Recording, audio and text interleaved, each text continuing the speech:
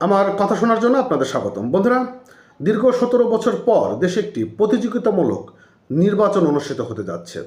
আর শান্তিপূর্ণ একটি নির্বাচন পরিবেশের মধ্য দিয়ে দেশে গণতন্ত্র ফিরে আসুক, এই প্রত্যাশাই সাধারণ মানুষগুলো চেয়ে থাকে। ঠিক তারই ধারাবাহিকতায় ত্রয়োদশ জাতীয় সংসদ নির্বাচনকে কেন্দ্র করে এখন মাঠে জামাত ইসলাম এবং বিএনপি এই দুটি এখন প্রতিদ্বন্দ্বিতা করছেন। বাদবাকি যে রাজনৈতিক দলগুলো রয়েছে তার মধ্যে আওয়ামী লীগ এখন নিষিদ্ধ অবস্থার মধ্যে রয়েছে, অর্থাৎ আওয়ামী লীগ এখন নির্বাচনে অংশগ্রহণ করতে পারছে না। অতএব মাঠে এখন সবচেয়ে শক্তিশালী দুটি প্রতিপক্ষ রাজনৈতিক দল হচ্ছে বিএনপি এবং জামাত। আর এই নির্বাচনের প্রচার প্রচারণা শুরু থেকেই তারা একে অপরের মাঠে প্রচারে ছড়াচ্ছে উত্তাপ। বিএনপি এবং জামাত এখন মুখোমুখি অবস্থানে। জামাতের পক্ষ থেকে তারা বিভিন্ন রকম কৌশলে কথা বলছেন, বিএনপির পক্ষ থেকে বিভিন্ন রকম কৌশলে কথা বলছেন। আপনারা জানেন যে জামাতের পক্ষ থেকে বলা হয় যে জামাত ইসলামে ভোট দিলে নাকি বেহেশতের টিকিট পাওয়ার মতো, এরকম একটি শব্দ নাকি উচ্চারণ হয়েছে এবং শাহরিয়ার কবির এরকমই কিছু কথাবার্তা বলেছেন এবং এটিকে কোট করেই বিএনপি তারা নির্বাচনে বিভিন্ন কৌশলের দিকে এগোচ্ছেন। এদিকে বিএনপির চেয়ারপারসন তারেক রহমান তিনি ফ্যামিলি কার্ড বিষয়ে কথা বলেছেন এবং সেই ফ্যামিলি কার্ডকে কেন্দ্র করে জামাত ইসলাম বিভিন্ন নির্বাচনে প্রচারণায় তারা নানান ধরনের কৌশলীমূলক কথাবার্তা বলছেন।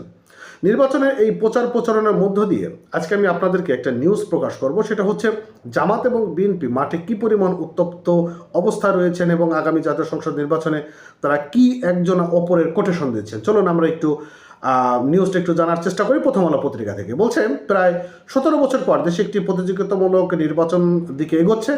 শান্তিপূর্ণ এক পরিবেশ। এই ভোটযাত্রা শুরু হয়েছে 22 জানুয়ারি বৃহস্পতিবার থেকে। ক্ষমতাচ্যুত আওয়ামী লীগের অনুপস্থিতিতে এবারের নির্বাচনের প্রধান প্রতিদ্বন্দ্বী শক্তি হিসেবে সামনে আসছে বিএনপি এবং জামাত ইসলামের নেতৃত্বাধীন 10 দলীয় জোটের ঐক্য।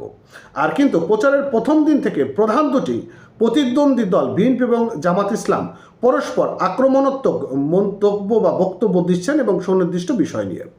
নির্বাচনের প্রচার প্রচারণার মাত্র দুদিন হলো। গতকাল শুক্রবার ও আগের দিন বৃহস্পতিবার, এই দুই দিনে বিএনপি ও জামাতের শীর্ষ নেতাদের বক্তব্য বিশ্লেষণ করে যে স্পষ্ট ইঙ্গিত পাওয়া যাচ্ছে তা হলো সামনের দিনগুলো পরস্পর আক্রমণের ধার আরও বাড়তে পারে।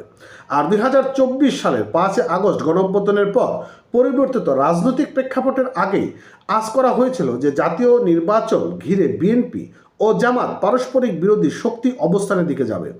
এখন পরিস্থিতি সেদিকেই গড়াচ্ছে বলে অনেকেই মনে করছেন।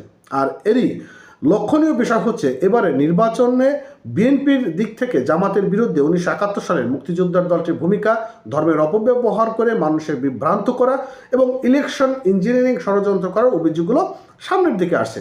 পাল্টাক্রমণ হচ্ছে বিএনপির চেয়ারপারসন তারেক রহমান গত 2 দিনে ঢাকায়, ভাসান থেকে সিলেট, মৌলভীবাজার, হবিগঞ্জ, ব্রাহ্মণবাড়িয়া সব জায়গাগুলোতে যে অনুষ্ঠিত তাদের যে বক্তব্যগুলো দিয়েছেন সেখানে ফ্যামিলি কার্ড বিষয়ে কথা বলেছেন। এই সকল বিষয় জামাত ইসলাম এগুলো না আবার কোটেশন করে তারা নানান ধরনের বক্তব্যগুলো মাঠে উত্তপ্তভাবে ছড়ানো হচ্ছে। তো যাই হোক, যেটাই হোক না কেন রাজনৈতিক দলের দল প্রতিপক্ষ থাকবে এবং এরই মধ্য দিয়ে আমরা একটি সুন্দর সুস্থ গণতান্ত্রিক একটা রাষ্ট্র ব্যবস্থাপনায় চাই, এটাই সবথেকে বড় প্রত্যাশা। যাই হোক বন্ধুরা, ভালো থাকেন।